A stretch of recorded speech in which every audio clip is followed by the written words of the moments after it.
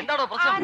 അയ്യോ എവിടുന്നാ ഇത്? തഹസിൽദാർ അദ്ദേഹം പറഞ്ഞു ആന ഇവിടെ കൊണ്ട് തിളക്കാൻ. നമ്മുടെ അയ്യപ്പനാട് ആനയാ. അയ്യോ ഇതിനിവിടെ കിട്ടണ്ട, കൊണ്ടുപോയിക്കോ.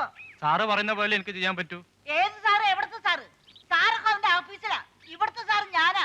കൊണ്ടുപോയിക്കോ അവിടുന്ന്. എന്റെ അമ്മച്ചി ഒന്നും മിണ്ടാതിരി, ചേട്ടനൊന്ന് വന്നോട്ടെ. വേണ്ട വേണ്ട, വേഗം കൊണ്ടുപോയിക്കോ. ഇല്ലേ രണ്ടിടത്തിൽ ചൂലെടുത്ത് അടിച്ചാൽ വെളിയിലാക്കും. അയ്യോ ഏതായാലും ഓഫീസ് വളപ്പിൽ ആനയെ കെട്ടാൻ സ്ഥലമില്ലാതിരുന്നത് ഭാഗ്യമായി പോയി. ആ ഇതിപ്പോ തൽക്കാലത്തേക്കാണെങ്കിലും സർക്കാർ ചെലവിൽ ഒരു ആന വീട്ടുമുറ്റത്ത് നിൽക്കുന്ന ഒരു അന്തസ്സാണ്. അണ്ടർസ്റ്റാൻഡ്? ആനയെ അപ്പുറത്തും കൂടെ തളച്ചോളൂ. അമ്മച്ചി, ആനയ്ക്ക് 3 നേരം ആഹാരം കൊടുക്കണം. എന്തെടുത്ത് വെച്ച് കൊടുക്കാനാ? ഇവിടെ ഉണ്ടാക്കുന്ന എന്താ വെച്ചാ കൊടുത്താ മതി. രണ്ടെണ്ണത്തിന് വെച്ച് വളമണം. ഇനി ആനയ്ക്ക് കൂടെ അരി വയ്ക്കാൻ എന്റെ പെണ്ണുപിള്ളി ഉണ്ട് അവിടെ. എത്ര നാള് കെട്ടാണ് നിന്റെ ഉദ്ദേശം? ഇനി ഒരു ഉത്തരവ് ഉണ്ടാവുന്നത് വരെ. ഏത് ഉത്തരവ് ഉണ്ടാവണ വരെ? അമ്മച്ചി, ചേട്ടനോട് അധികം ചൂടാവണ്ട. അയ്യപ്പനാരെയും സംതിങ് വാങ്ങിച്ച കാര്യേ ചേട്ടൻ അറിഞ്ഞ ആകെ കുഴപ്പമാവും. അറിഞ്ഞാലെന്താ? ഇവൻ എന്റെ തലയെടുക്കോ? പൂവാൻ പറയടാ. വേണ്ടി വന്നാ ഇനി ഞാൻ മേടിക്കും. ആ ഓ ആന കെടുത്ത് തൊള്ള തുറക്കണം. ഇങ്ങനൊരു ആക്രാന്തിയുള്ള ഒരു ആനയും ഞാൻ കണ്ടിട്ടേ ഇല്ല. തമ്പി, നിനക്ക് ആരെങ്കിലും വിളിച്ചാൽ അതിന് കുറച്ച് പട്ട വെട്ടിച്ചു കൊടുത്തൂടായിരുന്നു? ഉച്ചക്ക് ഞാൻ കുറെ വെട്ടി കൊടുത്ത. ഇവിടെ വെച്ച് വിളമ്പണ ചോറും കറി അല്ലാതെ ആനയ്ക്ക് വെച്ച് വിളമ്പ എനിക്ക് പറ്റില്ല. നീ പോയി നിന്റെ കെട്ടോളെ വിളിച്ചിട്ട് വാ. ആനയ്ക്കെങ്കിലും വെച്ച് വിളമ്പണം. എടാ, നീ ആ ചോറും കറി എടുത്തേ ആനയ്ക്ക് കൊടുത്തിട്ട് വേറെ കാര്യമുള്ളൂ. ഇവിടത്തെ കറിയൊന്നും ആനയ്ക്ക് പിടിക്കില്ല. കേട്ടോടാ തമ്പി, ഞാൻ ഇന്ന് കുറെ ചോറും കറിയും കൂടി ആനയ്ക്ക് കൊണ്ടുകൊടുത്തു. ആന എന്ത് ചെയ്തു? ആ ചോറ് മുഴുവൻ തിന്നിട്ട് കറി വലിച്ച് എന്റെ മോത്തേക്ക് ഒറ്റ ഏറി. അത് സംഭവം ശരിയാ ചേട്ടാ. പക്ഷേ കറി വളിച്ചതായിരുന്നു. ഏതാന എറിഞ്ഞു. അല്ല, അത് ശരിയാ, കറി വളിച്ചതായിരുന്നു.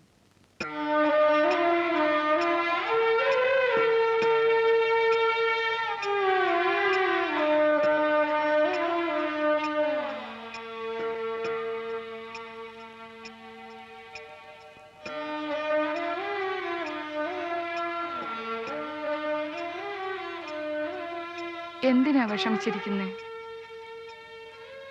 നമ്മുടെ സമയദോഷം എന്ന് കരുതിയാ മതി.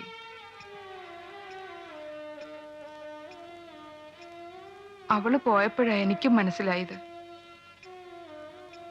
ഞാനും അവളെ സ്നേഹിച്ചിരുന്നു. നീ വല്ലതും കഴിച്ചോ? നിങ്ങൾ രണ്ടാളും കഴിക്കാണ്ട് എങ്ങനെയാ?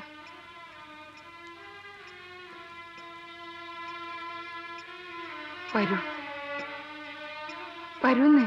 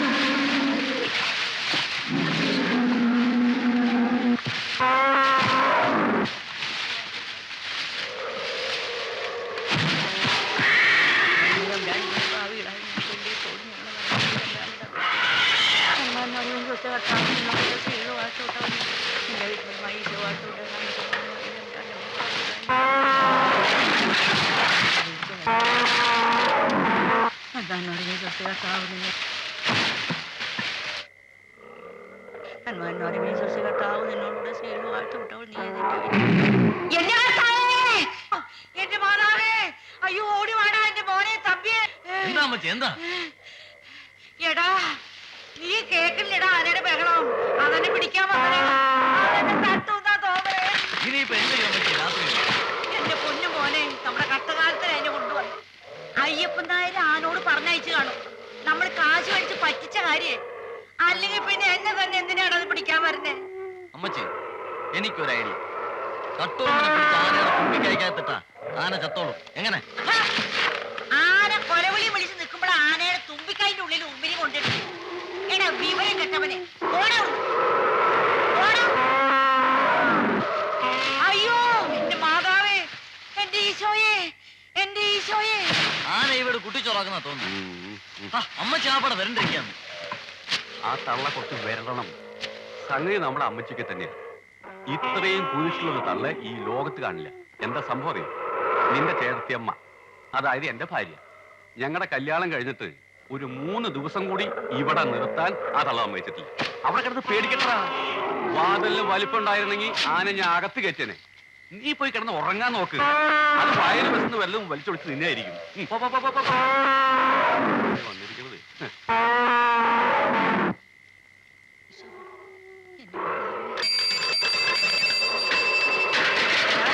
സൈക്കിളിൽ മണിയെടുത്തോണ്ട് ആരോ വരുന്നടാ. അവന്റെ കഥ കഴിഞ്ഞു തന്നെ. ഒന്ന് പോയി നോക്കണം.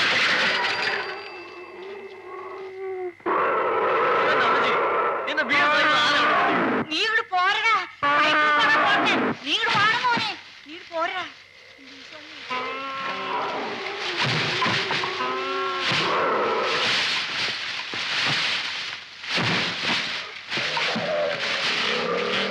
ഇന്നലെ എന്തായിരുന്നു ബഹളം. ഒരുപോലെ കണ്ണ് ഞങ്ങൾ അടച്ചിട്ടില്ല. പാതിരാത്രിയായപ്പോഴാ പാപ്പാൻ വന്നത്. അടുത്തേക്ക് ചെന്നപ്പോ കാണേണ്ടതായിരുന്നു. പീറ്റൂഷ ഓർഡർ പോലെയല്ലേ അവനങ്ങടെ ഓടിയത്. എന്റെ മോന്റെ DSP സൈക്കിളായി തൂങ്ങി കിടക്കണത്. ഈ കണ്ടു കാണാപ്പെട്ട സാധനങ്ങൾ മുഴുവൻ പറമ്പിൽ കിടന്നതാ. ഇപ്പൊ മിറ്റേതാണ് പറമ്പേതാണെന്ന് എനിക്ക് ഒരു പിടിയില്ല. നിങ്ങൾ ഈ തോക്കും പിടിച്ച് നിന്നിട്ട് എന്താ കാര്യം? വെടി വെക്കണോ വേഗം വെക്കണോ? കളക്ടറുടെ ഓർഡർ ഇല്ലാതെ ഞങ്ങൾക്ക് ഒന്നും ചെയ്യാൻ പറ്റില്ല. എന്തുട്ട് കലക്ടർ ഓർഡർ? കലക്ടർ ഓർഡർ അയാളുടെ അമ്മായിമാര് വകയാണ്. വെക്കണോ വെടി? അമ്മച്ചി ഒന്നകത്തേക്ക് പോ. ഞാൻ പോണില്ല. എന്റെ നേന്ത്രവാഴ, എന്റെ പടോലിങ്ങ, എന്റെ കുമ്പളങ്ങ, എന്റെ എല്ലാം പോയി. എന്റെ മോന്റെ സൈക്കിള്, എന്റെ DSP സൈക്കിള് കണ്ടടാ കിടക്കണത്.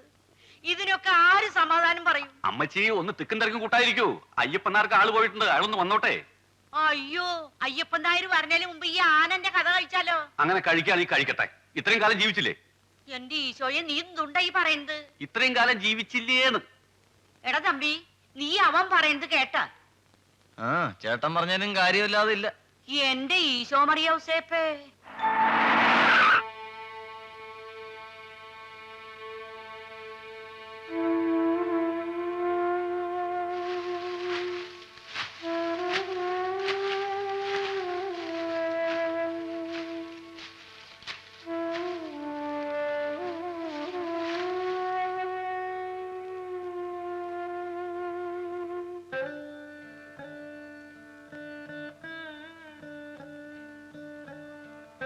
നിനക്ക് എന്നോട് പിണക്കാണല്ലേ? നിന്നെ ഇവിടെ കൊണ്ടുവന്നതിൽ എനിക്ക് വിഷമില്ലാന്ന് നീ വിചാരിക്കണേ? മനഃപൂർവ്വമല്ല, എന്റെ നിവൃത്തിയേട് കൊണ്ടാ. ദേ നോക്ക്, നീ ഇത് വാങ്ങിയില്ലെങ്കിൽ ഈ അയ്യപ്പൻ നായരെ ഇനി കാണില്ല.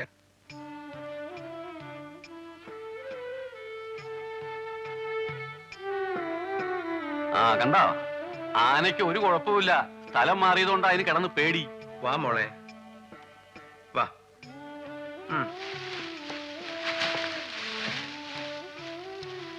രാഘവ, ആനയെ തളച്ചോളൂ.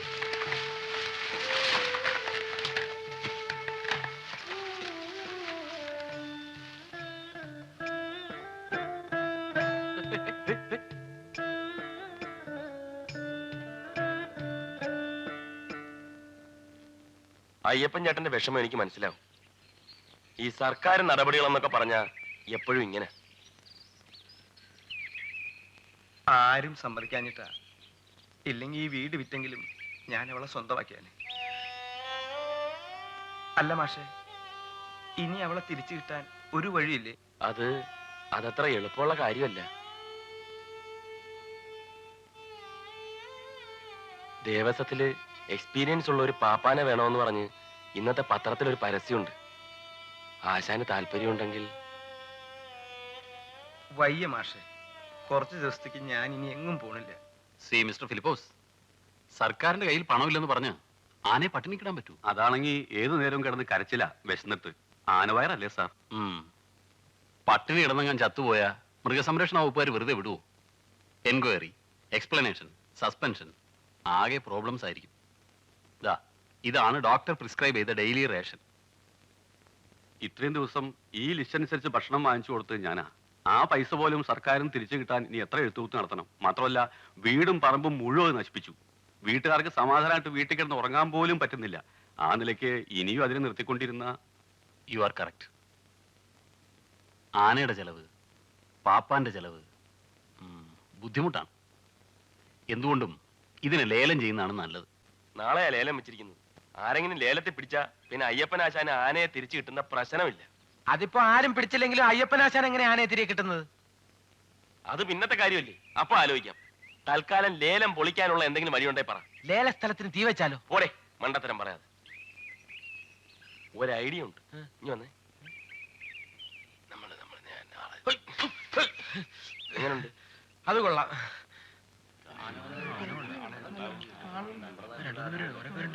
എല്ലാം വിശദമായി അന്വേഷിച്ചു. എല്ലാം ഡീറ്റെയിൽ ആയിട്ട് അന്വേഷിച്ചു. ആകെ 3 പാർട്ടീസേ ലേലത്തിനായിട്ട് എത്തിയിട്ടുള്ളൂ.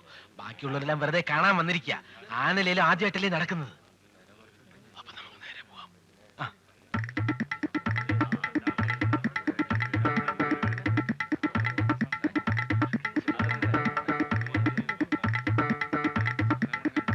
എന്താ വിനയ, നിനക്ക് ഇത്രയും പെട്ടെന്ന് ഒരു മനംമാറ്റം?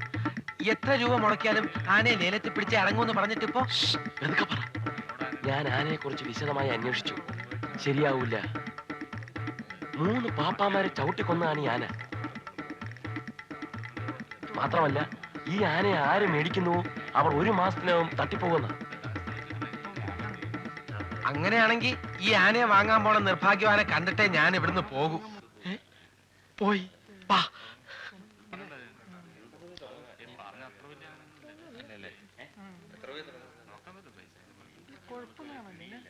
കുഴപ്പമുള്ള ആനയായതുകൊണ്ട് വളരെ വില കുറച്ച് കിട്ടുമെന്ന തഹസിൽദാർ പറഞ്ഞു. എന്ത് കുഴപ്പം? ആരോടും പറയരുതെന്ന് തഹസിൽദാർ പ്രത്യേകം പറഞ്ഞ. എന്തോ മാരകമായ അസുഖമുള്ള ആന. ഇപ്പോഴത്തെ പാപ്പാന്റെ 3 കുട്ടികളെ ചവിട്ടി കൊന്നിട്ടുള്ള. എന്റെ ദൈവമേ, കണ്ടാൽ ആരെങ്കിലും പറയൂ? ആ, പറഞ്ഞിട്ട് കാര്യമില്ല. ഇത് വാങ്ങാനും ഏതെങ്കിലും മണ്ടന്മാര് കാണും.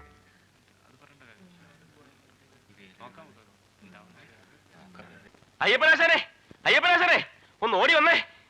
എന്താ? നമ്മൾ രക്ഷപ്പെട്ടു. എങ്ങനെ? ആന അയ്യപ്പനാശാനെ കിട്ടും. നേരോ? ആനയെ ലേലത്തിൽ പിടിക്കാൻ ആരുമില്ലായിരുന്നു. ഒടുവിൽ ആനയെ അയ്യപ്പനാശാനെ തിരിച്ചേൽപ്പിക്കാൻ തീരുമാനമായി. എന്റെ ഭഗവതി.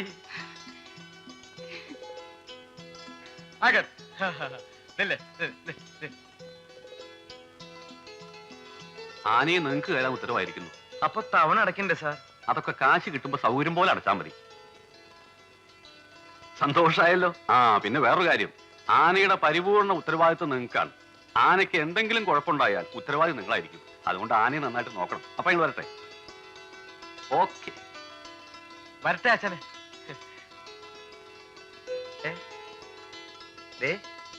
ഇപ്പൊ നിന്റെ പിണക്കൊക്കെ മാറിയില്ലേ? എന്റെ മോളെ പുഴയെ കൊണ്ടുപോയി കുളിപ്പിച്ച് ഞാനൊരു സുന്ദരിയാക്കും. പിന്നെ അയ്യ പിന്നെ ഉം.